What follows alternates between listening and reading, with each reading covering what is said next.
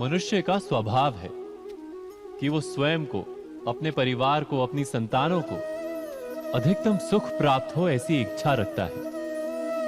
इसी कारण से हम सदा श्रम और कष्ट से अंतर रखते हैं, विश्राम और सुविधाओं को बढ़ाने का प्रयास करते हैं। स्वयं अपने जीवन का विचार कीजिए, क्या ये सत्य नहीं कि हम अपनी संतानों के लिए सदा ही विश्राम और सुविधा का आयोजन करते हैं?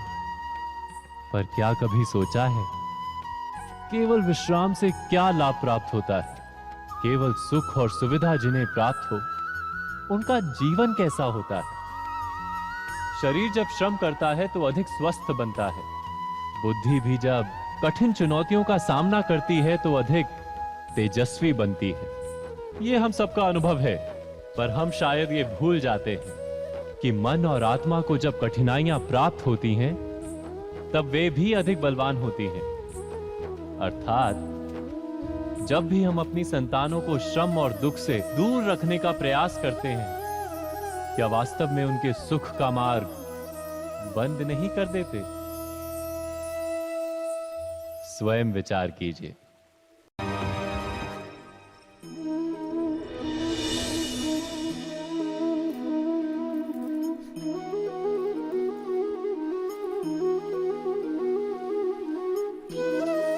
ज्ञान प्राप्ति सदा ही समर्पण से होती है, यह हम सब जानते हैं। किंतु समर्पण का वास्तविक महत्व क्या है?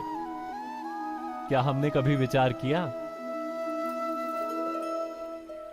मनुष्य का मन सदा ही ज्ञान प्राप्ति में विभिन्न बाधाओं को उत्पन्न करता है। कभी किसी अन्य विद्यार्थी से ईर्ष्या हो जाती है, कभी पढ़ाए हुए पाठों पर संदेह जन्मता है और कभी गुरु द्वारा दिया गया दंड मन को अहंकार से भर देता है। नहीं, क्या ऐसा नहीं होता? न जाने कैसे कैसे विचार मन को भटकाते हैं और मन की इसी अयोग्य स्थिति के कारण हम ज्ञान प्राप्त नहीं कर पाते।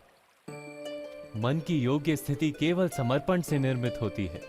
समर्पण मनुष्य के अहंकार का नाश करता है। ईर्ष्या, महत्वाकांक्षा आदि भावनाओं को दूर कर हृदय को शांत करता है और मन को एकाग्र करता है। वास्तव में ईश्वर की सृष्टि में ना ज्ञान की मर्यादा है, ना ज्ञानियों की। गुरु दत्तात्रेय ने तो गाय और श्वान से भी ज्ञान प्राप्त कर लिया था। अर्थात विषय ब्रह्म ज्ञान का हो या जीवन के ज्ञान का या गुरुकुल में प्राप्त होने वाले ज्ञान का, उसकी प्राप्ति के लिए गुरु से अधिक महत्व है उस गुरु के प्रति हमारा समर्पण। क्या यह सत्य नहीं? स्वयं विचार कीजिए।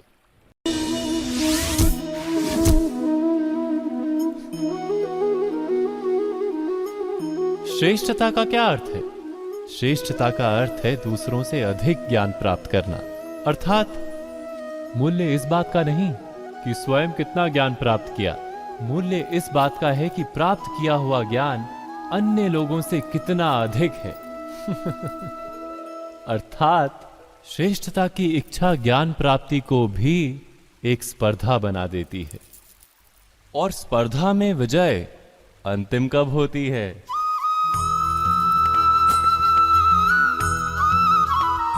कुछ समय के लिए तो श्रेष्ठ बना जा सकता है, किंतु सदा के लिए कोई श्रेष्ठ नहीं रह पाता। फिर वही असंतोष, पीड़ा और संघर्ष जन्म लेता है।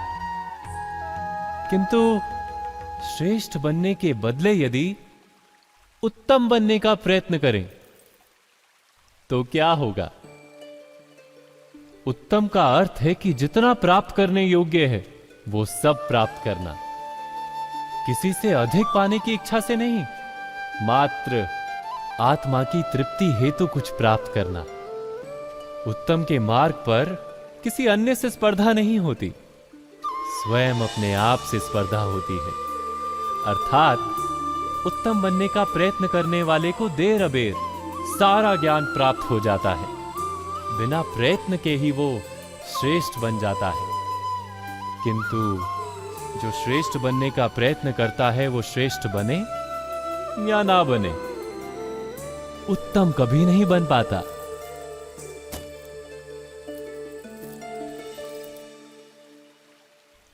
अवश्य कीजिएगा।